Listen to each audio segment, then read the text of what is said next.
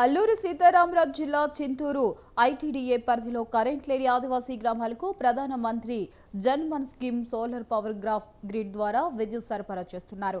ఏళ్లుగా కరెంట్ లేక దీపాల వెలుగులో జీవిస్తున్న ఆదివాసీ ఫ్యామిలీలకు కేంద్ర, రాష్ట్ర ప్రభుత్వాలు ఫ్రీగా కరెంట్ అందజేస్తున్నాయి.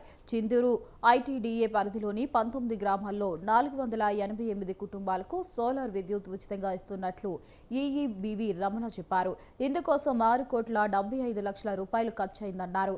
కోనవరం మండలం రామచంద్రపురంలో సుమారు 48 కుటుంబాలకు సోలార్ విద్యుత్ అమర్చారు. ఎన్నో ఏళ్లుగా కరెంట్ లేక ఇబ్బంది పడ్డామని, ఉచితంగా కరెంట్ ఇచ్చిన కేంద్ర, రాష్ట్ర ప్రభుత్వాలకు ఆదివాసీలు కృతజ్ఞతలు తెలిపారు. పేరు పొడియం జోగయ్య, రామచంద్రపురం, పోచవరం పంచాయతీ, కూనవరం మండల్. మా గ్రామానికి వచ్చేసి 40 సంవత్సరాలు అవుతుంది.